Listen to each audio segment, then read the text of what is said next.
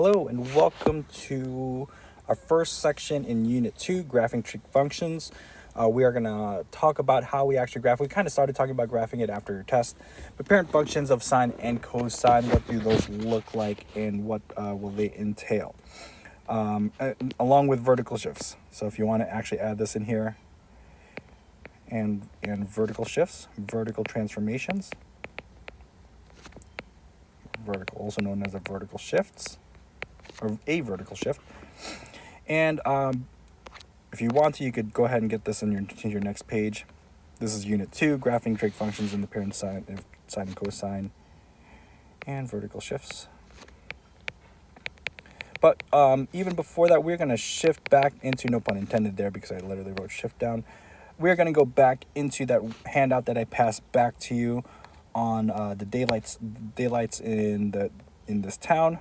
And we, depending on which class you were, we started talking about we for sure got through this. And then one class got through this, the other did not. So that's perfectly fine. If your class already got through this one, then you could skip ahead. But I also have a unit circle here just to keep this a little easier to understand. Here we have a sine wave. And when we're talking about graphing sine, we're referring to t values. T values is our x axes. So for instance, at t is equal to 0, what is the sine value? Well, that's why I have the unit circle here, and we could easily see that all the sine values are the y, so we're going to be looking at all of these values for sine. I'm actually going to go ahead and highlight all of those just really quickly to make this a little easier to understand. Okay? So, at sine of t is equal to 0, we could see that it is 0. At pi over 6, we could actually see that it is 1/2. At pi over 4, root 2 over 2. At pi over 3, root 3 over 2. At pi over 2, it is 1. And that is also known as our maximum because that is the highest a sine value will ever actually go. The highest y value will go. At 2 pi over 3, it starts going back down, root 3 over 2, and we actually see some symmetry here. And then root 2 over 2, and then at 5 pi over 6, 1/2, and then back down to 0. So we definitely see symmetry here, and it's supposed to be. Okay, at 7 pi over 6, it goes into the negatives, negative 1/2. 5 pi over 4, negative root 2 over 2, then negative root 3 over 2, then negative 1, and then it starts bouncing back. Negative root 2 over 2, negative 1/2, and then back to 0. And guess what? It repeats itself. So we could actually graph these points, every single one of these points, if we wanted to. However, I'm not going to do that. I'm more focused on 5 critical points, which we're going to talk about later. And ironically enough, it is at 0, at least for our parent function. It's going to be 0, pi over 2, pi, 3 pi over 2, and then back at 2 pi. So those are the ones I'm actually going to highlight. These are the ones that we are wanting to graph on our graph below. The reason why we want this is because it helps illustrate something. So at 0, at t is equal to 0, a sine of t is 0. 0. At pi over 2, and we'll label this 1. So this is 0.5. This is negative 0.5. This is 1, negative 1. At pi over 2, it hits the highest point it will ever hit, 1. And then at pi, it goes back down to 0. At 3 pi over 2, it hits the lowest point. And then at 2 pi, it goes back to 0. So we actually see this wave. And if you actually do the math, it'll actually repeat itself this way if you do it. And this is what we call a sine wave. I'm actually going to leave that part out. Just keep the one parent function in there. This is our most basic form of a sine wave, the parent function. So we could, anytime we're working with sine, it should look like this to some regard. Okay? It's important to know a couple things. I'll point it out, I guess. And, oops. Erase that. Plug that in back here. We have what we call here a midline. And sine starts at the midline. I'll write that down later, but sine will always start at the middle. Cosine, on the other hand, is slightly different. I'm going to put this further down. If we look at cosine, we're looking at all the x values around the unit circle.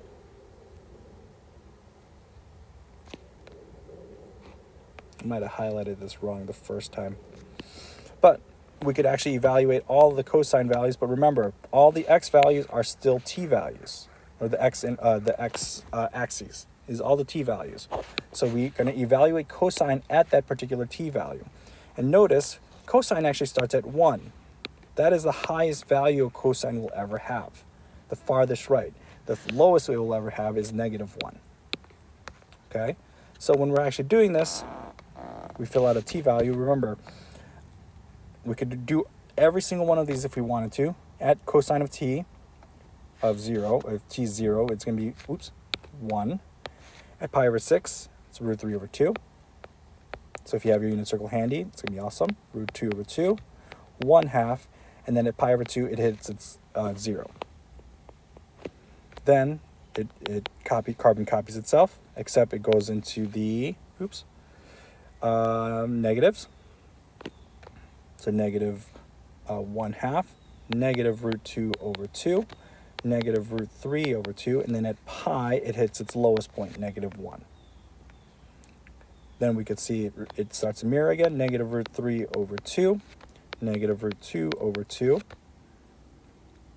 negative 1/2, and then it hits 0 again. So right now we are right here. And then it goes back into the positives. 1/2, root 2 over 2, root 3 over 2, and then back to 1. But like I said before, the most important things that I want to identify are these points. The reason why I'm saying these points is because these actually represent splitting them into quarters, right? Quadrant 1, quadrant 2, quadrant 3, quadrant 4, these are kind of the checkpoints at them. Why is it not going backwards? That's why. Let's get out of there. So, highlight that. Those are the ones I want to be able to graph because it illustrates where we are at these particular checkpoints. And then back here twice. I guess it's doing it again. So, just X that out of there. We won't need that. So if I graph this, 0, t value is 0. The cosine value is 1. It's kind of weird to say because normally we think y is sine, but y in this case is the trig function. What's the value at that trig function, the output? So it's at 1. At pi over 2, it's at 0. At pi, it hits its lowest point. I'm sorry, I forgot to label these, the y-axes. -1, 3, too far. 3 pi over 2, it's at 0, and then at 2 pi, it goes back to 1, and it repeats that process. For a cosine wave, you should make sure that it's pointed back down after the fact because it doesn't go up anymore. A cosine will never go past its maximum. And we'll talk about that. But this is what a cosine wave technically looks like. Now, here's the thing. A cosine wave and a sine wave are actually very much related. If I, for instance, carbon copied this, I pasted it, and then I move this right about here, it overlays it directly on top of it. And that's not a coincidence. Sine and cosine are actually very much related. I could even shift it over here, and it'll continue the wave. So, sine and cosine are actually very related. And you'll see that when we actually get into transformations with horizontal shifts. But to some basics. Just like we had here, a parent function of a sine wave and a cosine wave. We're going to just draw them out really quickly. I do want this into your actual notebook as opposed to the one we just had in our worksheet.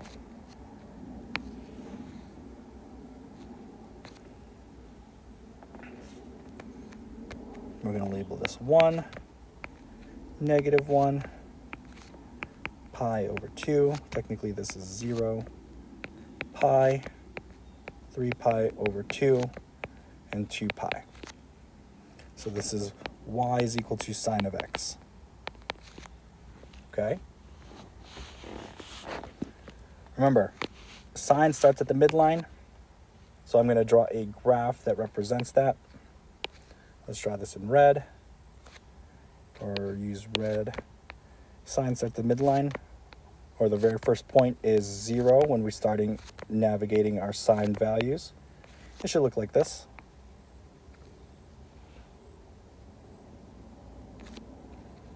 And we're going to highlight some things. And we're going to do a dashed line here. And I'm going to call this the midline. I'm going to color code this just so it's kind of easy to understand. And the midline is the horizontal center line.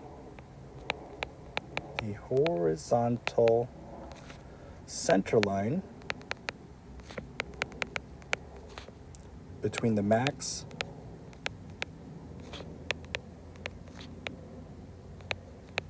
and the min of a sine or a cosine graph.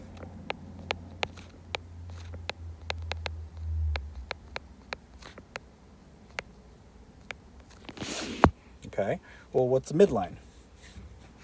Midline could also be evaluated.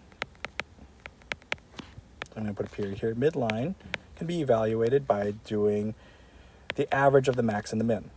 Take the max, add it to the minimum, and divide it by 2. In this particular case, our maximum is 1. Our minimum is negative 1. So add them up. 1 minus 1 plus a negative 1 is 0. 0 divided by 2 is 0. Okay? We're going to have shifts later, so you're going to be able to do this with some ones that are not going to be 0. All right. We also have something called an amplitude.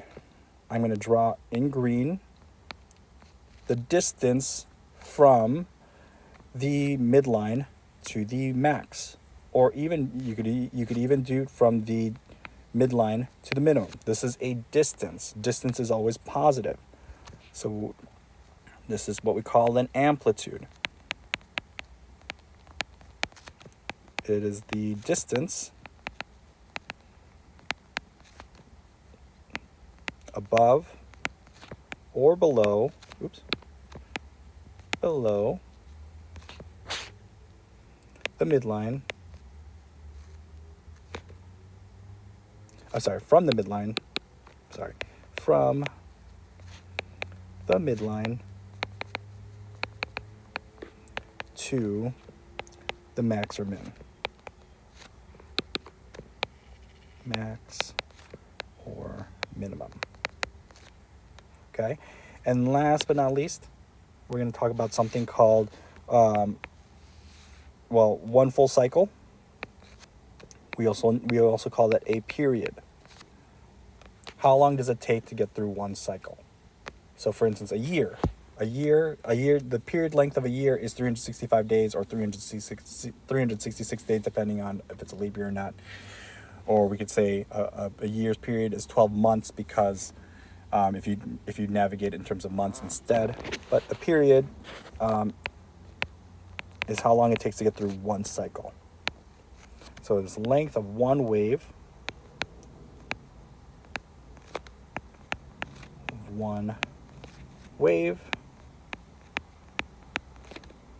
of a trig function. There's an equation for this that you could calculate, and we'll be using this quite a bit. You'll learn what K is. K is a value that we use. We'll use B actually. So period. In your book, it's probably going to use K. I'm going to use B. 2 pi over B. Excuse me. Okay, so that's what a sine wave looks like. These are the parts of it, and let's do a quick cosine wave. So I actually do want this in your notebook. Oops, too far. Right about there. So let's label this 1, -1, pi over 2, pi, 3 pi over 2, 2 pi. Okay. Cosine, on the other hand, starts at the maximum, as we saw. And then because it starts at 1, 0. And then in the positive y-axis, it is 0, 1, or the value, the cosine value is 0. At pi, it is -1. At 3 pi over 2, it is back to 0. And then at 2 pi, it goes back to 1. So our graph will actually look like this, like we did in that notes. Make sure it's pointed back downward, because the wave goes back down. After the maximum, it shouldn't go any higher. And we could see a couple things here. The amplitude, or I should say the midline, if we wanted to look at it from the graph, is equal to 0. The amplitude is going to be the distance from the midline to the max or to the min, which is still 1. The period is how long it takes to go through one cycle, which is 2 pi. And we'll leave it at that. Okay? And the general form of a trig function. Oops. General form. General form of trig functions. Depending on whether you have sine, cosine, tangent, secant, cosecant, or cotangent, it should follow this general form. I'm going to do this in the center of the page. Y is equal to A times some trig function, whether it's sine, cosine, secant, cosecant, tangent, or cotangent, and then in parentheses, B, and then in parentheses again, x minus c plus d. I'm actually going to color code this. I'm going to use, for A, I'm going to use green. For B, I'm going to use orange. For C, I'm going to use red. Sorry. And then for D, I'm going to use blue. Okay.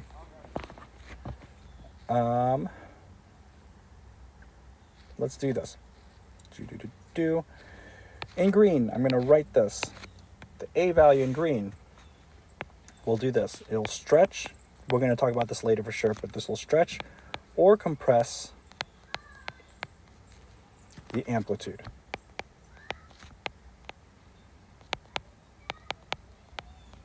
From the midline.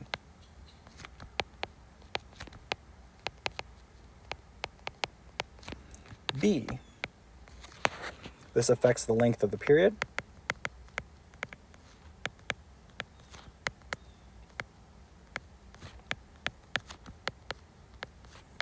It's not a coincidence also that I use these exact colors.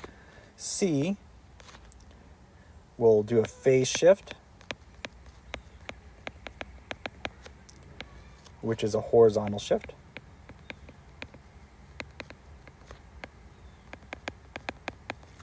And then D, which we are going to talk about in just a hot second, is a midline shift,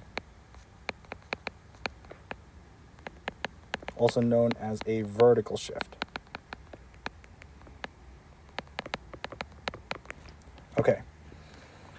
Today this is why we're color coded this way. Midline works with the blue part, the blue part of the equation D. Amplitude is green, period is orange, and then red, the phase shift, we'll talk about. That's its own special kind of day. So if we do one quick example with a midline shift, y is equal to, let's say, sine of x plus 2. What this means is we are having a vertical shift of 2 up. The midline shifts 2 up.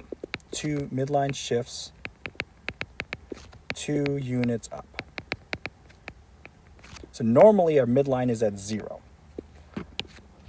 So if I drew a graph for this one, our midline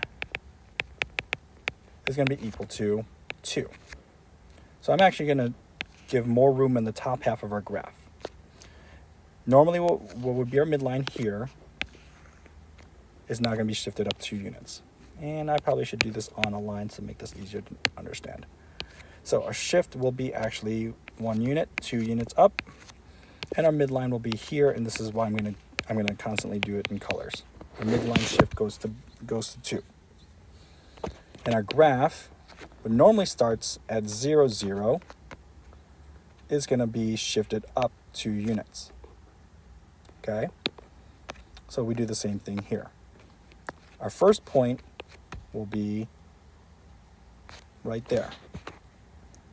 And then we would still use, there's no period change, there's nothing like that. So it's still going to be the exact same graph that we just had. And we're going to have pi over 2 still, pi, 3 pi over 2, and 2 pi for our other coordinates. Sine goes up first, and then back down. So this is why sine starts at the midline, then down, and then back up. So I like to think of sine starting in the spring. Spring goes to summer, highest amount of daylight, then down to fall, then down to winter, then to spring again. Okay, and we have our midline shift. This is the exact graph for this particular function. It's a vertical shift up, nothing really changed with the exception of it shifting upwards too. If this was -2, then it would shift downward instead of upward, but everything is, all of the points shift upward. Okay. Other than that, we'll go into other transformations for sure, but that's as much as you need to know for today. There's a lot of new things going on and a lot of new definitions, so make sure you know what those are, and then I will see you in the next one. Bye.